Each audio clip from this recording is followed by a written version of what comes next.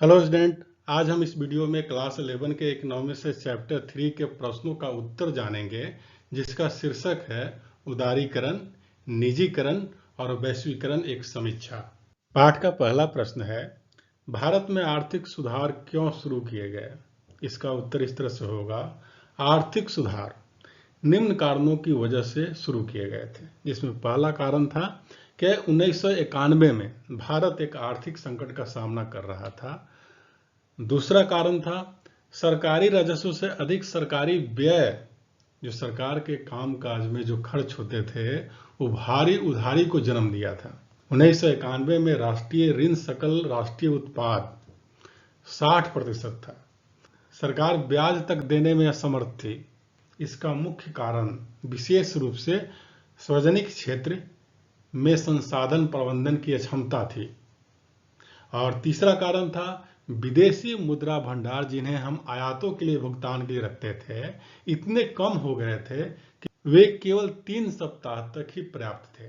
चौथा कारण था खाड़ी युद्ध के कारण कीमतों के बढ़ने की दर दोहरे अंक पर पहुंच गई थी, जिसने संकट को और बढ़ा दिया और मुद्रास्फीति की दर 12% था। घटिया प्रबंधन के कारण बहुत से सार्वजनिक क्षेत्र की कंपनियां यानी पब्लिक सेक्टर की कंपनियां घाटे में चल रहे थे। इस संकट का जवाब सरकार ने 1991 की नई आर्थिक नीति की उद्घोषणा करके दिया। पाठ का दूसरा प्रश्न है, विश्व व्यापार संगठन का सदस्य होना क्यों आवश्यक है?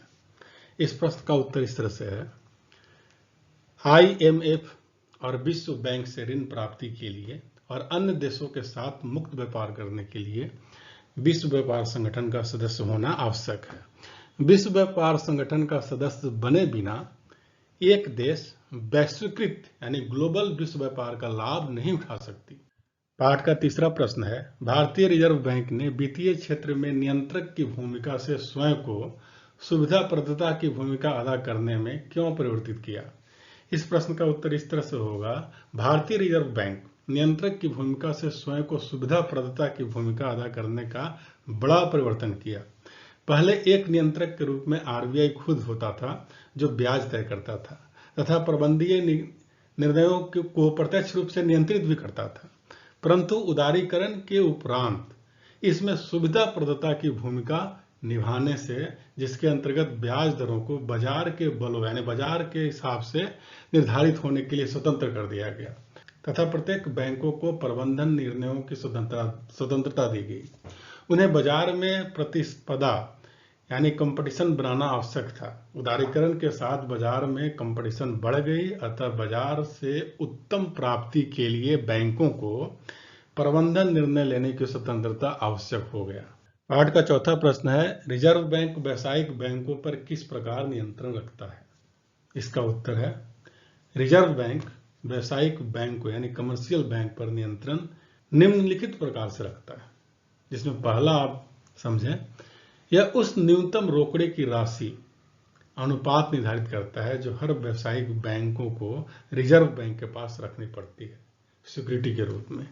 इसे नगद आरक्षित अनुपात कहा जाता है।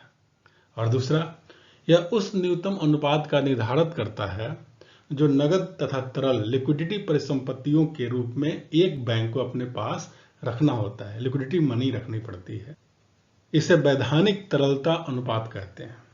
और तीसरा है, रिजर्व बैंक वह ब्याज दर निर्धारित करता है जिस पर रिजर्व बैंक व्यावसायिक बैंकों को विनिमय बिलों को छूट देता है। इसे बैंक दर भी कहते हैं। पाठ का पांचवा प्रश्न है, रुपयों के अनुमोदन से आप क्या समझते हैं? इसका उत्तर इस तरह से होगा, नियंत्रण प्राधिकारी के निर्णयों से जब विनिमय दर में गिरावट आती है जिससे एक मुद्रा का मूल्य अन्य मुद्रा की तुलना में कम हो जाता है, उसे हम अनुमूलन कहते हैं। इसके परिणाम स्वरूप आयात महंगे हो जाते हैं और निर्यात सस्ते हो जाते हैं, अतः निर्यात बढ़ जाते हैं और आयात कम हो जाते हैं। इस तरह व्यापार का संतुलन ठीक हो जाता है। सातवां प्रश्न है, प्रशुल्क क्यों लगाए जाते हैं? उत्तर इस तरह से होगा, प्रशुल्क घरेलू वस्तुओं की तुलना में आयातित वस्तुओं को महंगा बनाने के लिए लगाए जाते हैं। इससे घरेलू वस्तुओं की मांग बढ़ जाती है तथा विदेशी वस्तुओं की मांग कम हो जाती है। यह घरेलू उद्योगों की रक्षा करने के दृष्टिकोण से लगाए जाते हैं। और 8वां प्रश्न है, परिणात्मक प्रतिबंधों का क्या अर्थ होता है? तो इसका उत्तर इस तरह से होगा, यह भुगतान संतुलन बीओपी के घाटे को कम करने और घरेलू उद्योगों की रक्षा करने के लिए आयात पर लगाई गई कुल मात्रा या कोटे के रूप में प्रतिबंध को दर्शाता है। पाठ का 9वां प्रश्न है, लाभ कमा रहे सार्वजनिक उपक्रमों को निजीकरण कर देना चाहिए। क्या आप इस बात से सहमत हैं? तो क्यों? इस प्रश्न का उत्तर में आपकी सहमति मांगी गई है। आप जिस हिसाब से आपकी सहमति बनती है, आप उसका उत्तर उस हिसाब से दे सकते हैं, लेकिन इसका उत्तर इस तरह से हो सकता है, नहीं, इसके विपरीत हमें घाटे में चल रहे सार्वजनिक उपक्रमों का निजीकरण कर देना चाहिए। यदि हम लाभ कमा रहे सार्वजनिक उपक्रमों यानी सरकारी कंपनियों का निजीकरण करेंगे तो यह सरकारी राजस्व के लिए नुकसान होगा, जो देश के विकास के लिए प्रयोग किया जा सकता था। पब्लिक सेक्टर की जो कंपनियां हैं उनको आधुनिकीकरण करना चाहिए, उसके अंदर कुशलता बढ़ानी चाहिए, जिसकी वजह से वो लाभ कमा सके। पाठ का 10वां प्रश्न है, क्या आपके विचार से ब्राह्य परापण भारत के लिए अच्छा है? विकसित देशों में इसका विरोध क्यों हो रहा है? इसका उत्तर इस तरह से होगा, वाह्य परापण भारत के लिए अच्छा है क्योंकि इससे कई भारतीयों को रोजगार प्रदान मिलता है। और दूसरा है, बहुराष्ट्रीय कंपनियों के माध्यम से देश में विदेशी मुद्रा आती है। विकसित देश इसका विरोध कर रहे हैं क्योंकि इससे विकसित और विकासशील देशों के बीच आय की असमानता कम हो जाएगी। और तीसरा है, यह उनके देश में रोजगार के अवसर कम कर रहा है। पाठ का 11वां प्रश्न है, भारतीय अर्थव्यवस्था में कुछ विशेष अनुकूल परिस्थितियां हैं जिनके कारण यह विश्व का एक बड़ा परापण केंद्र बन गया है। अनुकूल परिस्थितियां क्या है? इसका उत्तर इस तरह से होगा, भारत एक विश्व परापण केंद्र बन रहा है क्योंकि पहला, भारत में सस्ती दरों पर पर्याप्त कुशल जनशक्ति उपलब्ध है। दूसरा, भारत में ऐसी सरकारी नीतियां हैं जो परापण के पक्ष में हैं। और तीसरा, भारत विकसित देशों से दुनिया के अन्य भाग में स्थित है, जिससे समय का अंतराल है। पाठ का 12वां प्रश्न है, क्या भारत सरकार की नवरत्न नीति सार्वजनिक उपक्रमों के निष्पादन को सुधारने में सहायक रही है? कैसे? इसका उत्तर इस तरह से लिखेंगे, सरकार ने कुछ लाभ कमा रही सार्वजनिक कंपनियों को विशेष सहायता देने का निर्णय किया।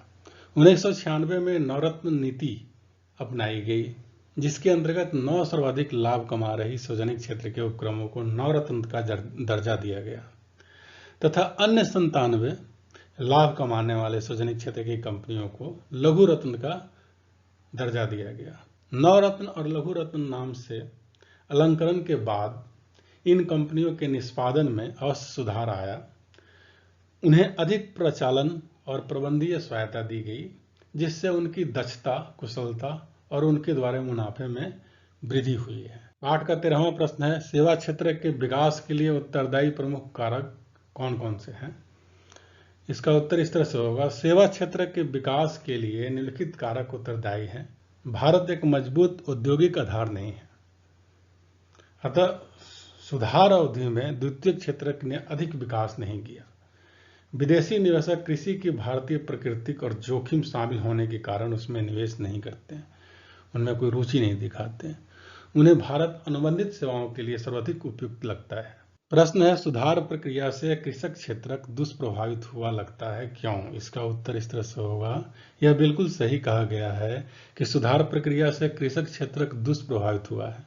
इसमें पहला है, सुधार अवधि के दौरान कृषि में सार्वजनिक निवेश विशेष रूप से सिंचाई, बिजली, सड़क, बाजार, लीकेज अनुसंधान और विस्तार के क्षेत्र में कम हुआ है। दूसरा, उर्वरक सहायकी हटाने से उत्पादन की लागत बढ़ गई है, जिससे छोटे और सीमांत किसानों को प्रभावित किया है।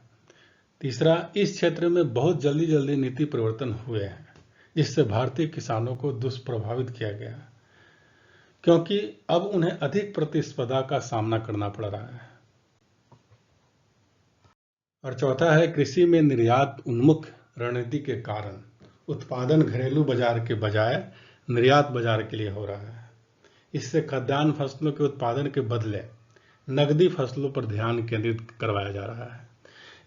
इससे खाद्यान्नों की कीमतों पर दबाव बढ़ रहा है।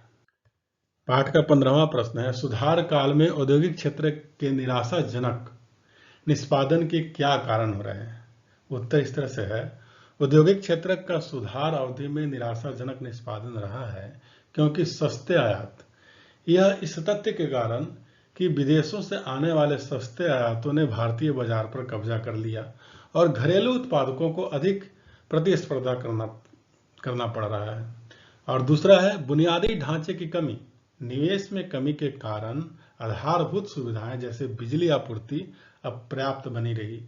तीसरा है विकासशील देशों में रोजगार के प्रतिकूल हालात, वैश्वीकरण ने रोजगार की स्थिति के संदर्भ में घरेलू अर्थव्यवस्था को प्रभावित किया। रोजगार के अवसरों में वृद्धि हुई परंतु रोजगार के हालात प्रतिकूल हैं। और पांचवा है, पाठ का 16वां प्रश्न है, सामाजिक न्याय और जन कल्याण के परिप्रेक्ष्य में भारत के आर्थिक सुधारों पर चर्चा करें। इसका उत्तर इस तरह से है, जब हम आर्थिक सुधारों को सामाजिक न्याय और जन कल्याण के परिप्रेक्ष्य में चर्चा करते हैं तो आर्थिक सुधारों को हानिकारक पाते हैं। अपने दृष्टिकोण के लिए हम निम्नलिखित कारण दे सकते हैं, जिसमें पहला कारण है, हालांकि सुधार अवधि में विकास दरों में वृद्धि हुई है परंतु यह व्यवसाय रहित वृद्धि है। बहुराष्ट्रीय कंपनियां इस बात को अनदेखा करते हुए कि भारत श्रम प्रधान देश है, पूंजी प्रधान तकनीकों का प्रयोग करती है। और दूसरा है, सुधारों ने निवेश की कमी के कारण कृषि को दुष्प्रभावित किया है तथा इस क्षेत्र में वृद्धि दरों में सुधार अवधि में कमी आई है। और तीसरा है, सुधारों के दुर्लभ संसाधनों का गलत आवंटन। भारत जैसे देश जहां एक व्यक्ति 5वां हिस्सा अपने न्यूनतम जरूरतों को पूरा करने में सक्षम नहीं है, वह माल, कुत्ते के भोजन, चॉकलेट और आइसक्रीम पर निवेश कर रहा है। और चौथा है, भारत के छोटे उत्पादक विशाल अंतर्राष्ट्रीय कंपनियों के साथ प्रतिस्पर्धा बनाए रखने में असफल है, अतः उन्हें भारी नुकसान उठाना पड़ा।